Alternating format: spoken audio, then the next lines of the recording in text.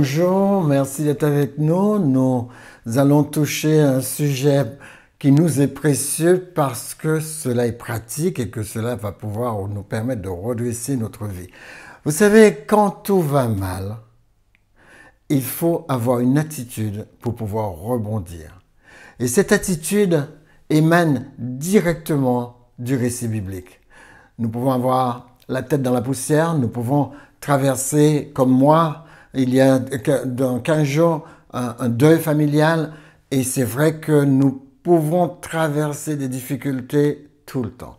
Nous sommes sur une terre où nous sommes du côté de ceux qui ont péché, malheureusement, et nous devons apprendre à nous dresser pour être plus forts que la vie. C'est-à-dire continuer à faire du reste de notre vie le meilleur de notre vie.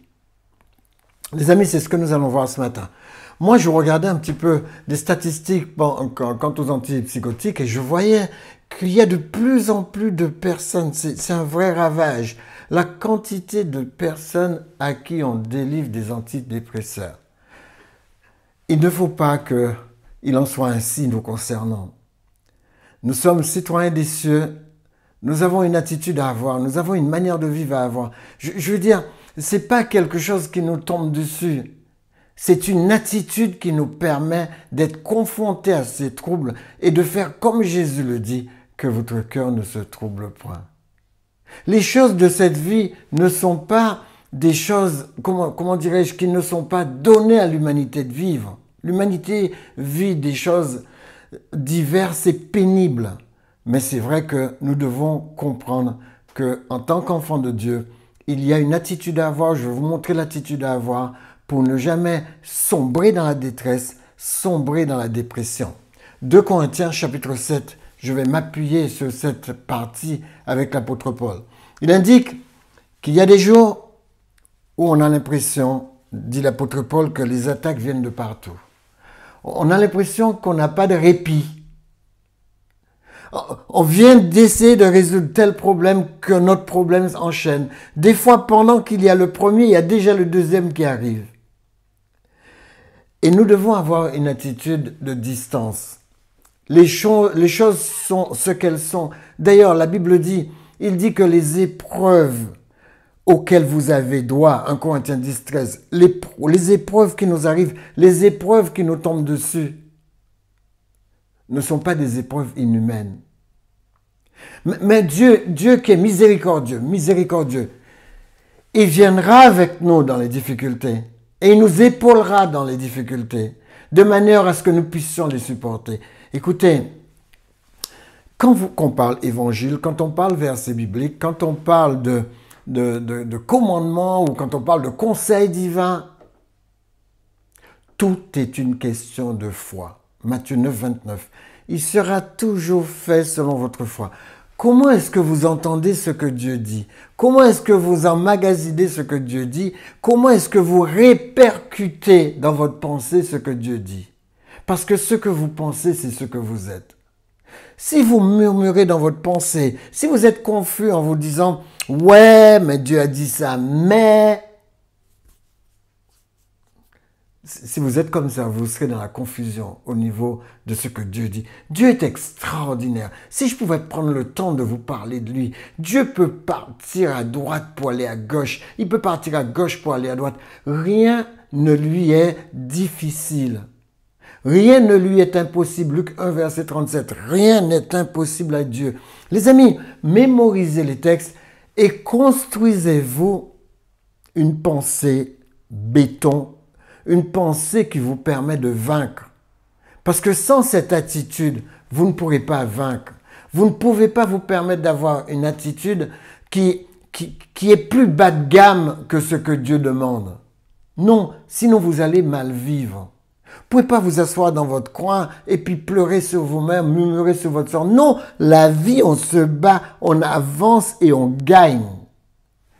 Deuxièmement, ce passage nous indique que quand on subit des attaques, on oublie de se tourner vers Dieu. C'est ce qui se passait avec les Corinthiens. Ils oubliaient de simplement pouvoir se présenter à Dieu. Dire, Seigneur, écoute, il y a quelque chose qui ne va pas. Écoute, j'ai besoin de ton aide. J'ai besoin que tu m'accompagnes. Les amis, faites ça avec le sourire. Faites ça avec le sourire. La prochaine fois que vous aurez un problème, abordez votre problème avec le sourire. Je vais vous dire pourquoi. Si vous abordez le problème avec une tête triste ou avec de l'énervement, c'est vous qui êtes perdant. Parce que quand vous avez une émotion négative, l'émotion négative attaque vos organes. D'accord? La colère, par exemple, attaque le foie. Je vous l'ai déjà démontré. Les amis, on ne sait plus quel combat on mène. Et c'est ça notre problème. Vous savez, il y a des gens qui courent pour porter le combat d'une autre personne. Ils sont toujours là en train de se mêler des affaires qui ne sont pas leurs affaires. D'ailleurs, l'apôtre Paul en parle. Il s'occupe de choses qui ne les regardent même pas. Alors que le but, c'est pas ça. Le but, c'est de concentrer son énergie pour s'occuper de son combat et aller jusqu'au bout de son combat. Je vais prendre un exemple dans la Bible, 2 Rois 4, versets 8 à 37. Vous connaissez cette histoire pour la plupart, mais pour ceux qui ne se rappellent pas trop, je vais vous la conter.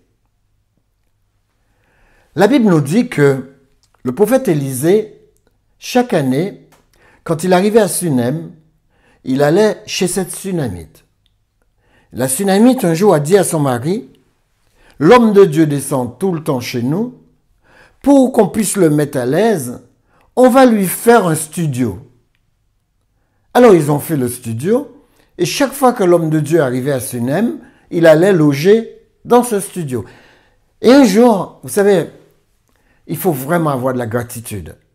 Le prophète, dans sa gratitude, a dit à son serviteur, essaie de te renseigner ce qu'on pourrait faire pour cette dame. Et quand cette dame est venue vers lui, il a dit, mais écoutez, est-ce que je dois parler au maire pour toi? Est-ce que je dois parler au président? Est-ce que je peux parler à quelqu'un d'influent pour t'aider? Elle a dit non. Il a dit, oui, mais regarde ce que tu fais pour moi. Moi, j'ai envie d'avoir de la gratitude envers toi. Et son serviteur lui a dit, mais son mari est avancé en âge et elle n'a pas encore d'enfant. Alors Élisée lui a dit, l'année prochaine, à la même époque, quand je reviendrai, tu auras un fils. Et c'est ce qui s'est passé. Mais juste avant, elle lui a dit, mais pourquoi est-ce que tu veux me donner un fils? Ne me déçois pas, ne me donne pas quelque chose et qui va m'être retiré, et qui va me mettre dans la détresse, etc. Il n'a pas écouté et il lui a donné un fils. L'enfant grandissait, il était dans le champ avec son père et il dit, j'ai mal à la tête. Alors le père a dit à un des serviteurs, ramène-le à la maison pour sa mère.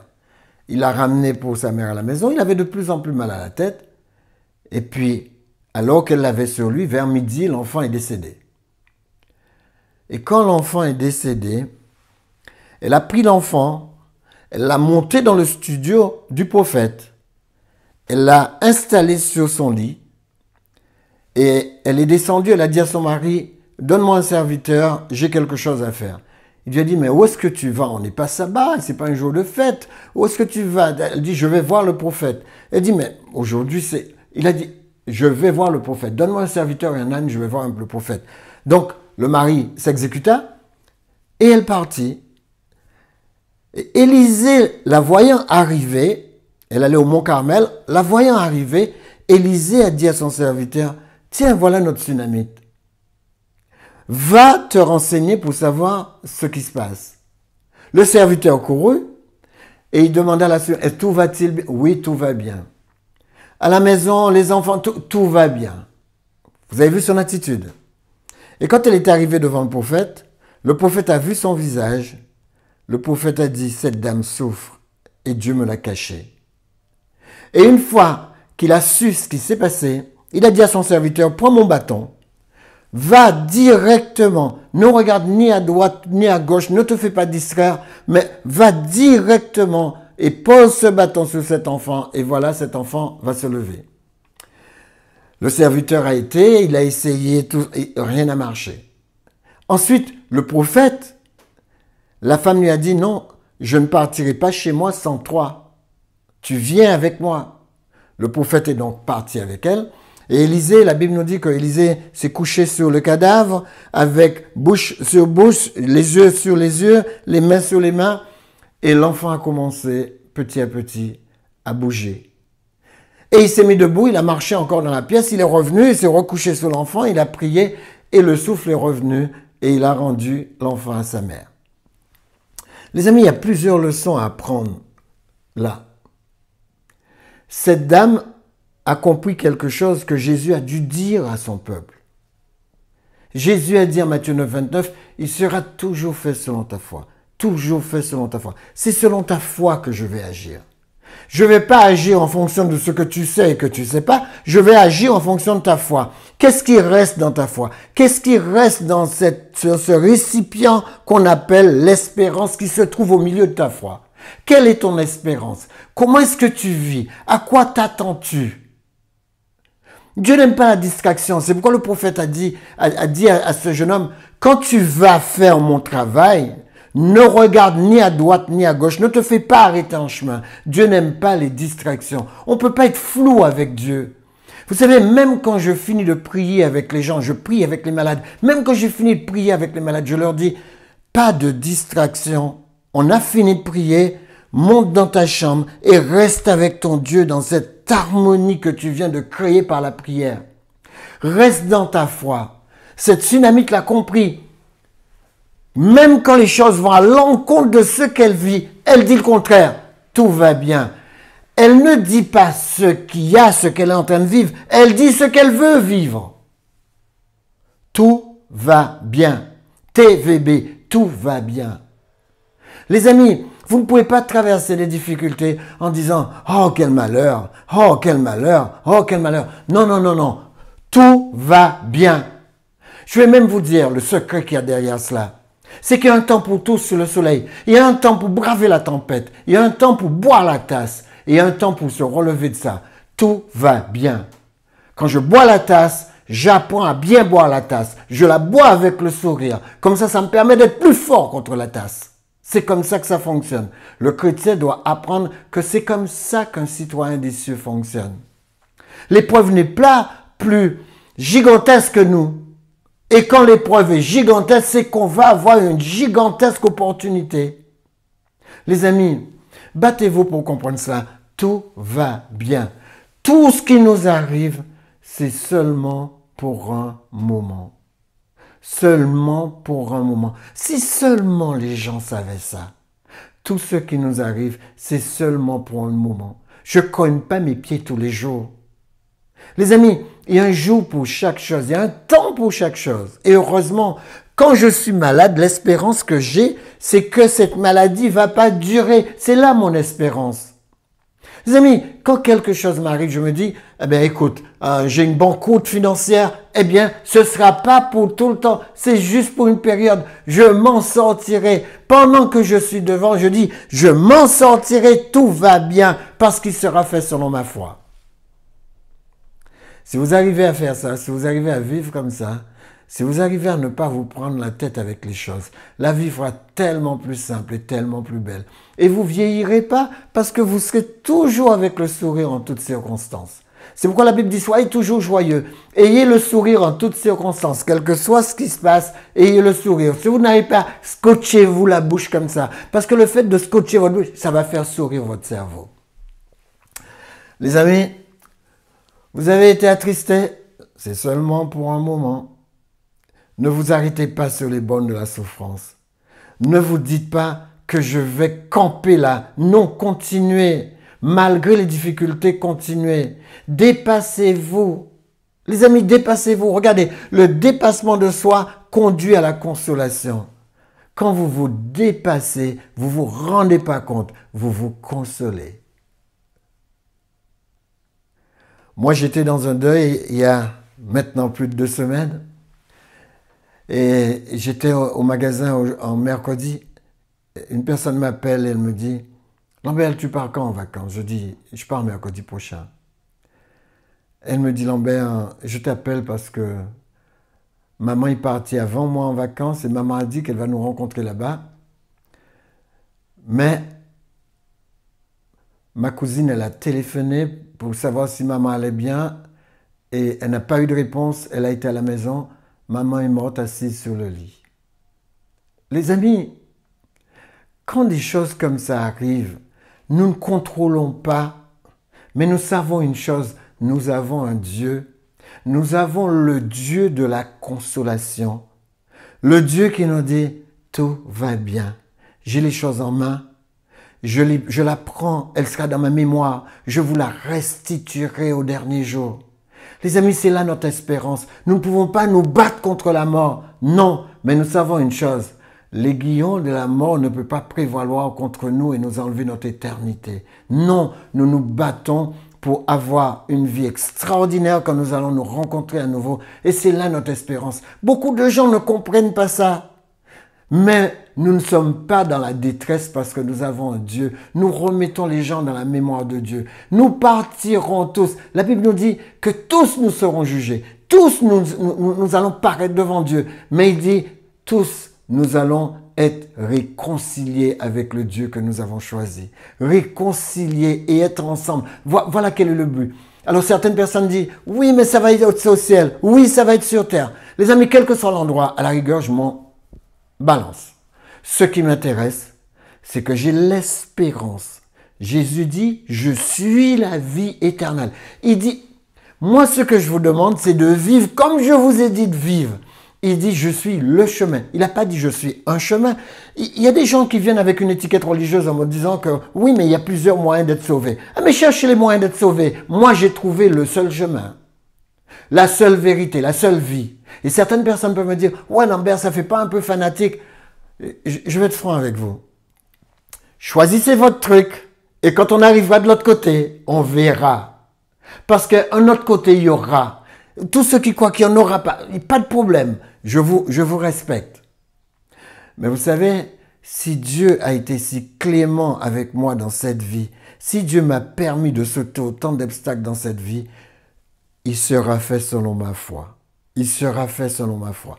Les amis, ne développez jamais un esprit d'amertume. C'est l'apôtre Paul qui le dit, ne murmurez pas. Ne développez jamais un esprit d'amertume et de critique. Ne vous occupez pas de ce que les gens font. Quel que soit ce qu'ils font, passez votre chemin. Vous avez à vous occuper de vos propres affaires. Les amis, ne vous laissez pas imposer par les autres des choix négatifs. Et ne laissez pas votre souffrance vous imposer de la négativité. Mais supplantez votre souffrance, assujettissez votre souffrance. Soyez plus fort que les difficultés. La détresse vous a approché de Dieu, dit l'apôtre Paul. Oui, effectivement, quand on a des difficultés, on se cramponne plus à Dieu. Et souvent, nos difficultés sont une bénédiction parce qu'ils nous permettent de nous rapprocher plus de Dieu. Vous n'avez pas remarqué cela? Un jour, je me rappelle, je roulais en moto, je roulais assez vite. J'étais en train de chanter une musique profane. C'était du compas. J'étais en train de chanter un compas que j'étais bien, la tête complètement dans le compas. Eh bien, la moto a glissé et quand elle a glissé, je ne sais pas comment, j'ai dit au Seigneur, je me suis récupéré, je n'ai pas touché le sol, j'ai redressé la moto et subitement, je me suis mis à chanter « Va mon cœur sur la brise ».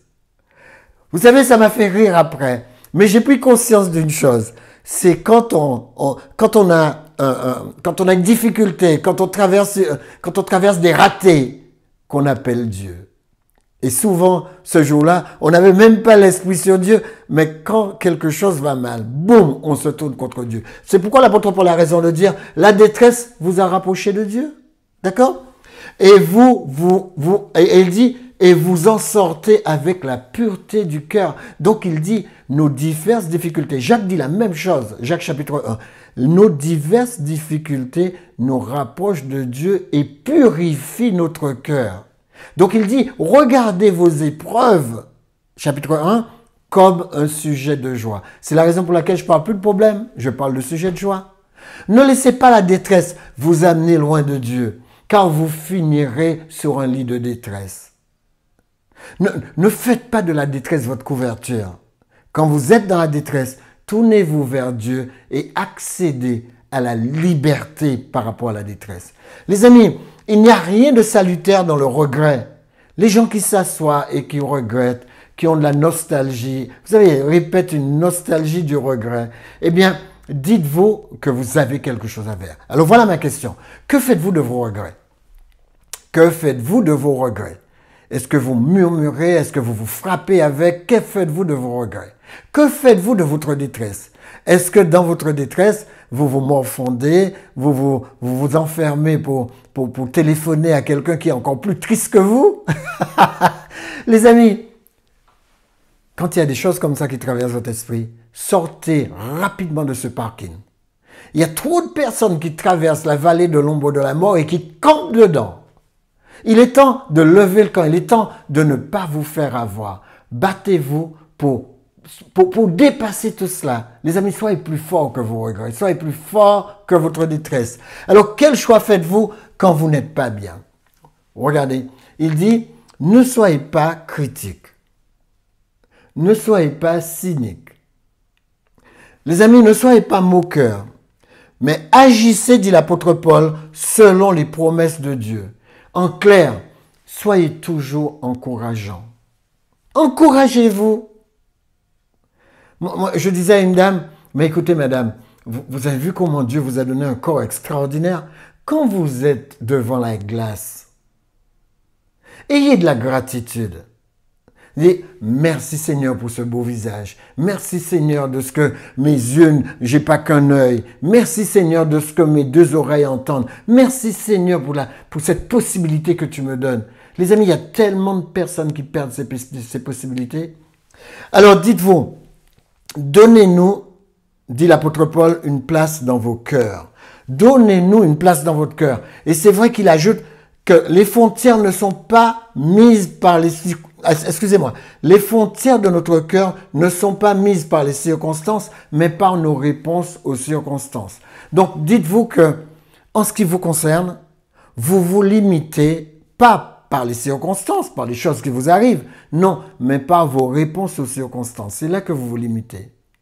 Dites-vous que vous pouvez tout surmonter. Vous savez, la Bible dit « Je puis tout par celui qui me fortifie ». Rappelez-vous ce passage de l'apôtre Paul. « Je puis tout par celui qui me fortifie ». Et si vous lisez Luc 10, je crois que c'est le verset 13, il dit que Dieu nous a donné le pouvoir. Dieu nous a donné le pouvoir. Écoutez bien ce mot. Certaines personnes disent le pouvoir appartient à Dieu, mais rappelez-vous, il nous l'a donné. Dieu nous a donné le pouvoir. Nous devons faire attention à bien utiliser ce pouvoir. Ils disent tout ce que l'ennemi peut faire, nous pouvons le surmonter. Vous vous rendez compte? Vous avez la foi pour accepter ça? Dieu nous dit que tous les traits de l'ennemi, tous les vices de l'ennemi, tous les embûches de l'ennemi, toutes les stratégies de l'ennemi, il dit, je vous ai donné le pouvoir de surmonter tout cela. Moi, je suis heureux de qui je suis par rapport à ce que Dieu dit, parce que Dieu fabrique qui je suis. Donc, je suis heureux d'être qui je suis par rapport à ce que Dieu a fait de moi. Dieu m'a donné le privilège d'avoir le pouvoir sur les circonstances. C'est un rêve. Les amis, faites donc du reste de votre existence le meilleur de votre vie. Les quelques heures, les quelques moments que vous allez passer, les heures à venir, la journée à venir aujourd'hui, la journée de demain. Faites de votre existence le meilleur de votre vie. Vous pouvez avoir une bonne vie si vous souriez tout le temps. Vous pouvez avoir une bonne vie si vous êtes heureux, si vous murmurez pas. Vous pouvez avoir une bonne vie si vous refusez la tristesse, la détresse et le regret. Vous pouvez avoir une vie extraordinaire si vous refusez d'aller vers les émotions négatives. Je suis seul à devoir déterminer ce que je veux. Mais je suis aussi seul à déterminer, pas seulement la vie que je veux, mais qui je suis. Je suis le seul pouvant le déterminer. Les amis, si j'ai un grand Dieu, je n'ai pas à vivre une vie limitée par les comportements ou l'attitude des autres. Non, je dois forger mon comportement, forger mon attitude. Dites-vous que tout ce qui arrive dans la vie est un problème de comportement. Tout, absolument tout. Comment est-ce que vous réagissez quand il y a un tremblement de terre? Comment est-ce que vous réagissez quand il y a, je ne sais pas, un déluge? Comment est-ce que vous réagissez quand il y a de l'orage? Les amis, ça c'est vous qui décidez. Mais votre réaction, rappelez-vous, votre réaction va générer la vie que vous avez. Comment est-ce que je réagis quand mon enfant vient me dire que quelque chose ne va pas? Est-ce que devant lui, je commence à montrer des signes de panique? C'est seulement vous qui pouvez répondre à cela. Les amis, si j'ai un grand Dieu, je n'ai qu'une option, vivre une grande vie. Je le répète, ça peut paraître présomptueux, mais c'est faux, pas avec Dieu. Tout est possible à celui qui croit. Tout est possible. Dites-vous que, quel que soit ce dont vous pouvez rêver, vous pouvez le réaliser. Vous pouvez réaliser une vie extraordinaire, une vie en bonne santé. Si vous avez une bonne discipline, si vous vous réveillez et que vous planifiez une vie de santé, vous l'aurez. Si vous planifiez une vie de santé, mais que vous ne planifiez pas une vie de forme physique, vous ne l'aurez pas. Je vous ai déjà dit qu'il faut la santé, certes, mais il faut la forme qui va avec. Il est hors de question que vous ayez une bonne santé et que vous ne puissiez pas courir 100 mètres. D'accord? À vous de voir comment faire. Mais dites-vous que ce que vous créez, c'est ce que vous aurez. Donc ne laissez pas une offense diminuer votre vie. Si quelqu'un vous a offensé, ne laissez pas ça détruire votre vie. Il y a des gens qui sont tellement... J'allais dire, j'ai peur de dire le mot, mais il y a des gens qui se limitent tellement qu'ils permettent à quelque chose qu'on leur a dit qu'il y a 10 ans de pouvoir détruire encore leur existence. Quelqu'un t'a dit quelque chose de mal. Il a dit... Eh bien, écoute, tu vaux pas le coup. Eh bien, pendant toute ta vie, tu vas te faire battre par cette phrase, tu vaux pas le coup. Quelqu'un t'a dit que, écoute, moi je trouve que tu es minable. Alors pendant toute ta vie, tu vas porter, je suis minable, je suis minable. Je me rappelle une fois, quelqu'un m'a dit, vous ne réussirez rien de grand dans votre vie. J'aurais bien aimé le voir maintenant. J'aurais bien aimé le voir maintenant. Il me dit, vous n'êtes pas un grand gagnant, vous êtes un petit gagnant. Ne laissez pas ces mots vous détruire. Oh, s'il savait le pauvre.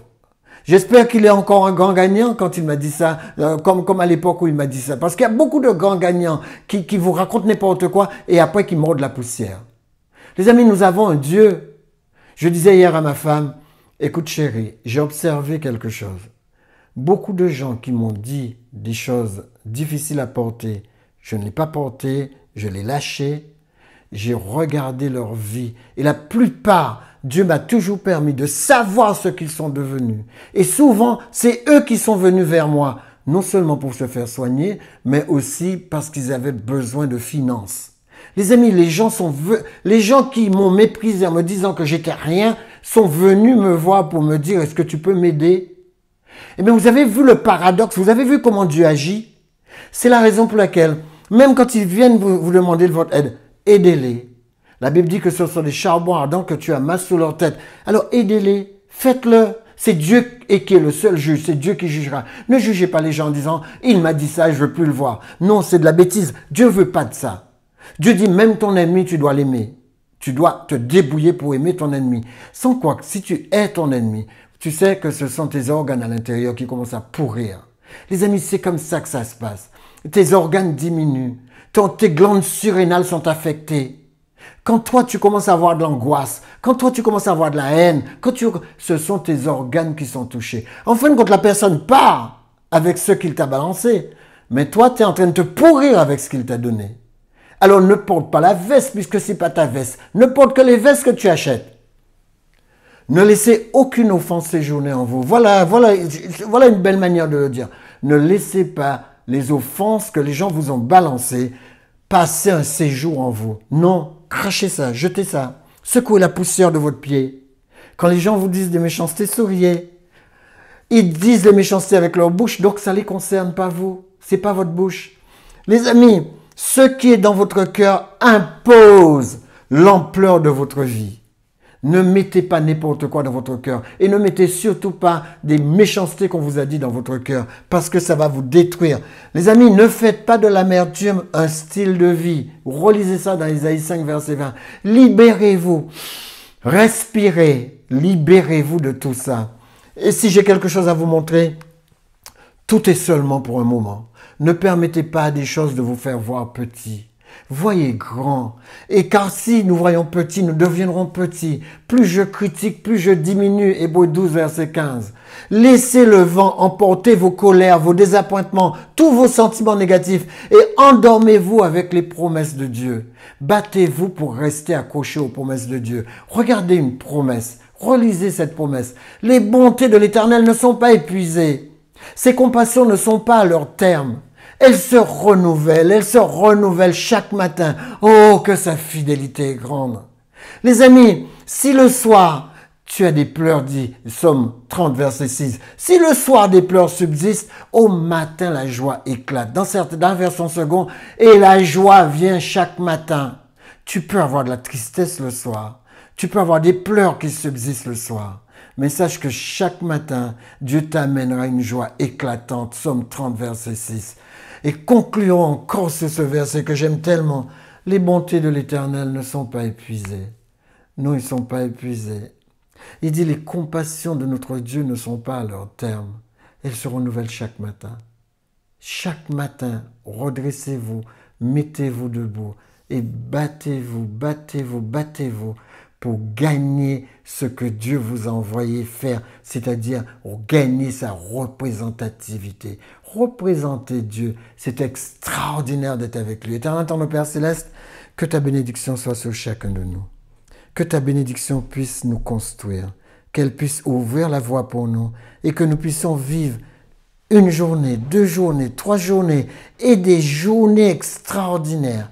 Merci de nous aider à avoir la bonne attitude et à demeurer comme toi tu le voulais, les enfants citoyens des cieux. Que tout cela soit pour ta gloire au nom de Jésus. Amen.